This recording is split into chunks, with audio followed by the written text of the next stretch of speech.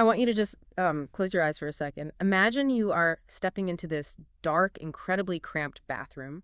The air is really heavy, and you can practically smell the damp, aged wood of the floorboards. Right, it's an intensely private, completely enclosed space. Yeah. And the only light is this thin, frail ray slipping through a tiny window up high. And the only sound in the entire room is water, just softly pouring into a wooden tub. It sets this incredibly quiet tone. Exactly. And as your eyes sort of adjust to the dim light, you see what's in the center of the room. It's a mother, and she is tenderly bathing her child. But the child's body is severely deformed. The limbs are completely twisted. Twisted, yeah, and incredibly fragile. It's the result of severe environmental mercury poisoning. The child's eyes are looking up into the void, but the mother's touch is just, it is infinitely, overwhelmingly gentle.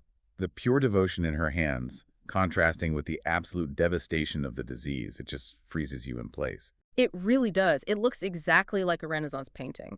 Like, a sacred Michelangelo sculpture where you feel you shouldn't even be breathing near it. But at the same time, it hits your stomach with the breath-stealing force of a brutal, terrifying reality. It's a very difficult image to process. It is. And based on the massive stack of darkroom notes, old magazine archives, and historical articles we have on the table today, our mission for this deep dive is to figure out what makes an image do that. What makes a photograph lock you in a room and absolutely refuse to let you go? That is the big question. Right. So we are exploring the world of Eugene Smith, a man who didn't just point a lens at a subject, he completely entered the story. Yeah, and to say he merely took photos really misses the reality of his work entirely. He didn't capture a fleeting moment, pocket his camera, and just walk away. Right, no shoot and run for him. Exactly.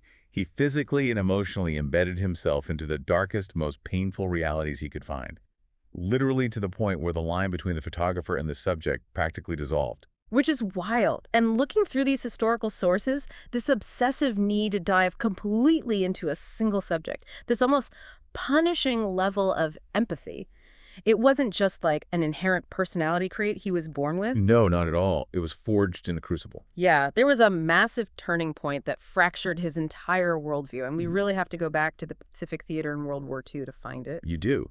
Because to understand the psychology of his later work, you really have to understand the physical and psychological trauma he sustained over there. He was technically a war correspondent, but he entirely rejected the standard operating procedure of that era. Which was mostly shooting from a safe distance, right? Like behind the lines. For many, yeah. You stay back, you look through binoculars from a fortified ridge, and you document the troop movements. But Smith was right in the center of the chaos. Wow. He was down in the mud, in the blood, standing shoulder to shoulder with the infantry. He genuinely wanted to feel the terror they were feeling. And he did this all the way up until the Battle of Okinawa in 1945. Right, where a mortar shell hit near him, and the injuries were just catastrophic. His face and his hands were practically shattered by shrapnel. And I want you to think about what that means for a second.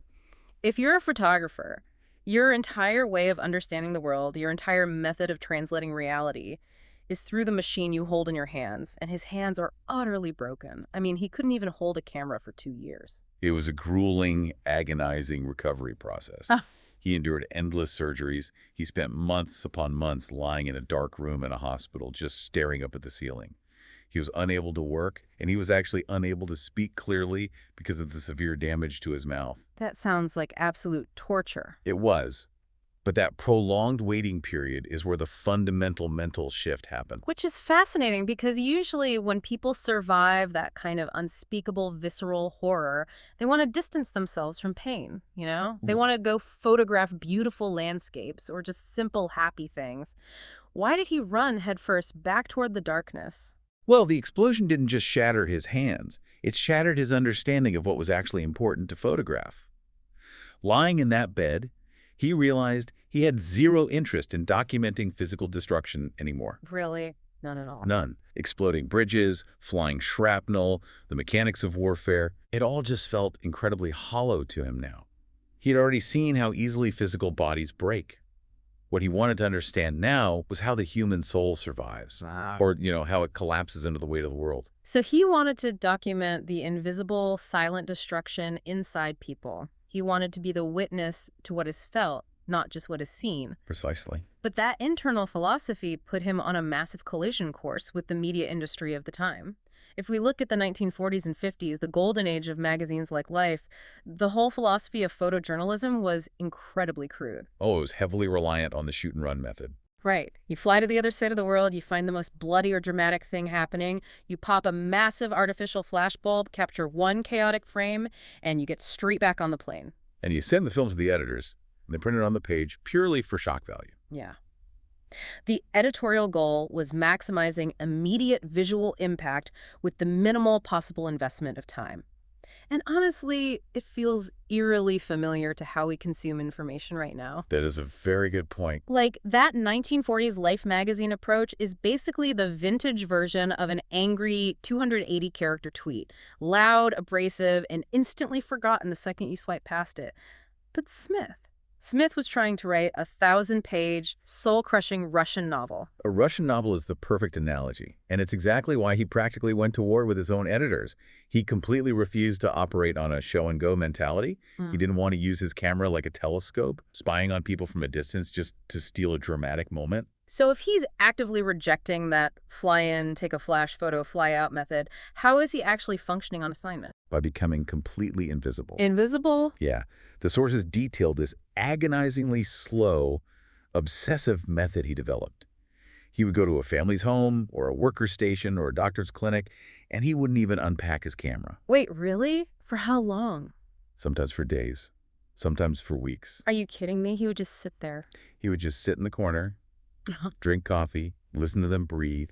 He would literally wait until they got completely exhausted from trying to pose for the visiting photographer. Oh, that makes so much sense, because when you first arrive in a space with a camera, people stiffen up. Always. They adjust their posture, they try to present a curated version of themselves, and Smith knew those photos were lies. So he waited until that facade entirely crumbled and they went back to just existing. He waited until he essentially became a piece of furniture in the room. Just blending into the background. Exactly.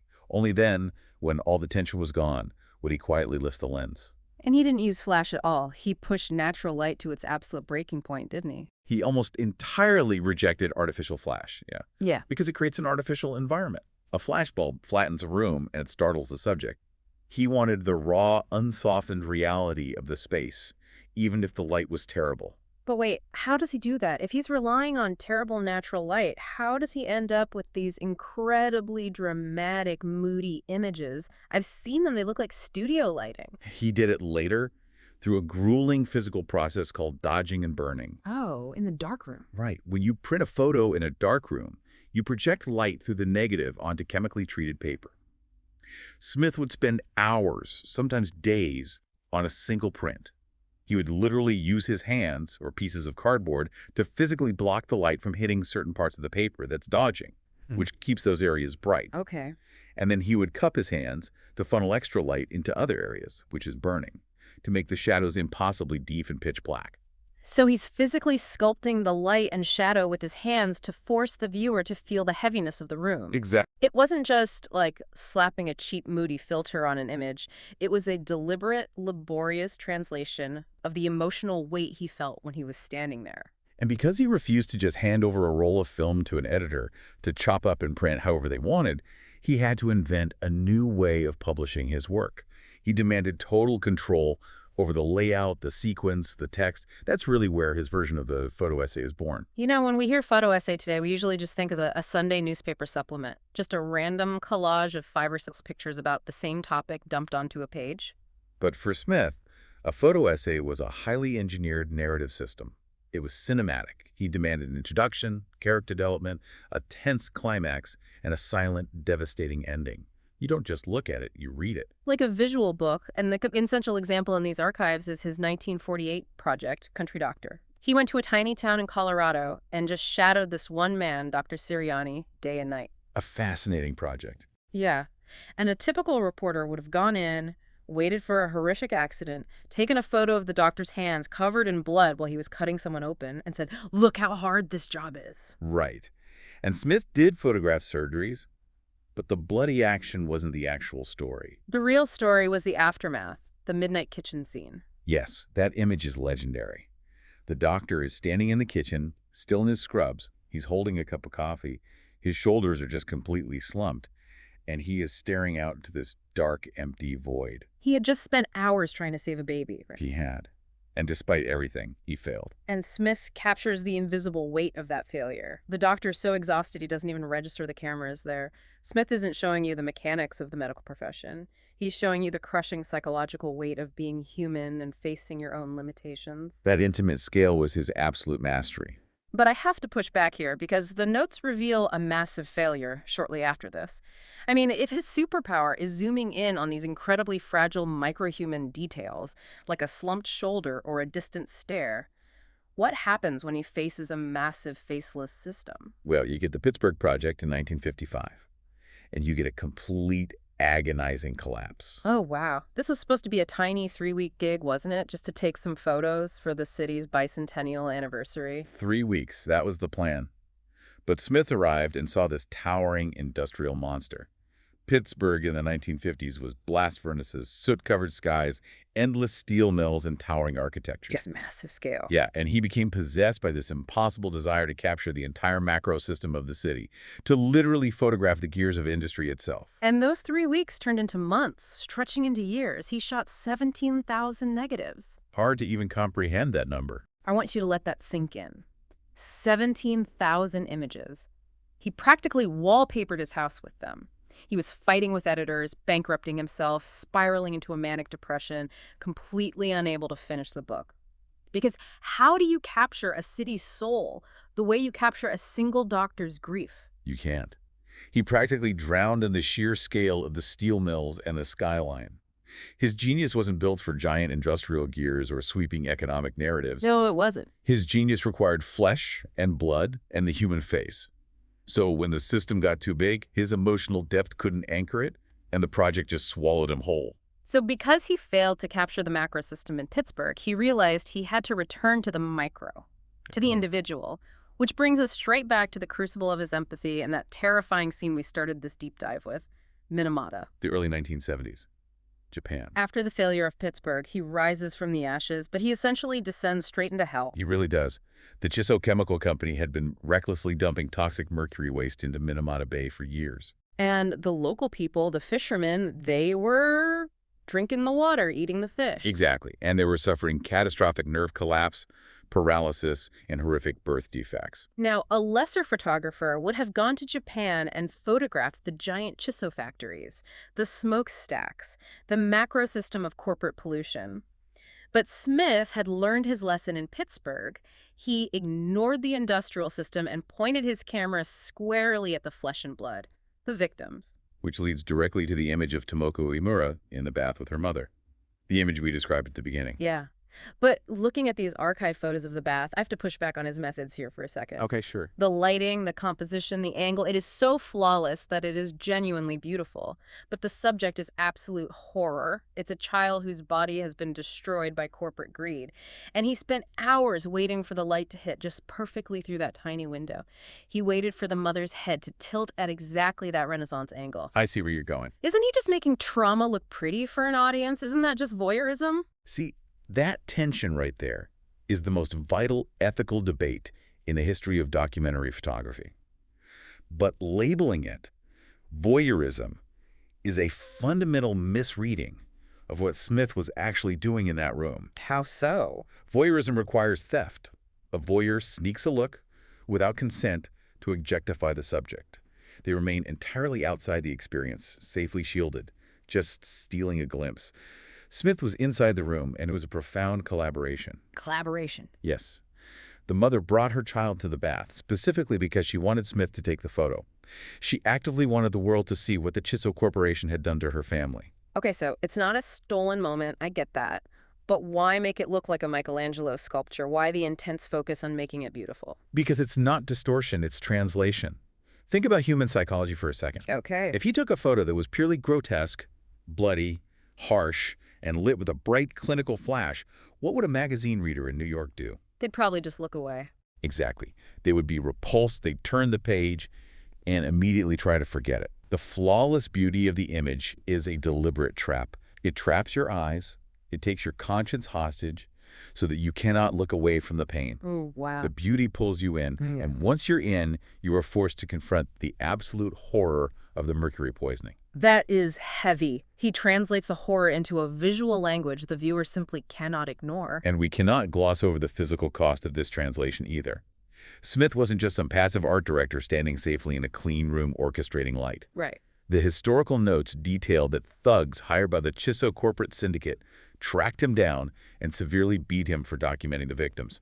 They smashed his head against a concrete wall and nearly blinded him. He was nearly blinded by corporate thugs just for taking pictures. He put his physical safety, his very life, on the line because the corporation understood the danger he posed better than anyone. A corporate press release can bury a statistic, right? A lawyer can argue away a fine.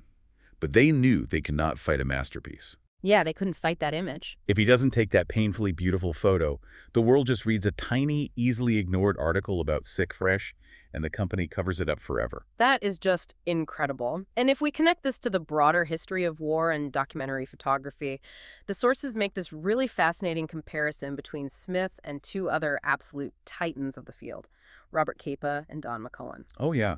Looking at those three side by side perfectly illustrates exactly how unique Smith's psychological approach was. So you have Robert Capa. His famous rule was, if your pictures aren't good enough, you aren't close enough.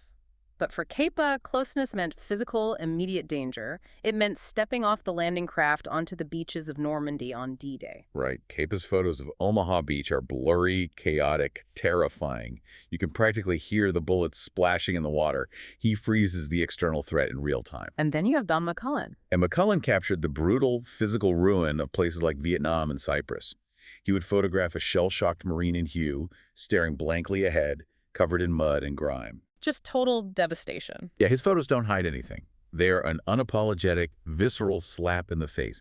They scream at you to look at the brutality of what humans do to each other. So if Capa is dropping us directly into the middle of a chaotic war zone to feel the panic, and McCullin is slapping us across the face with the visceral brutality of combat, what is Smith doing to the viewer?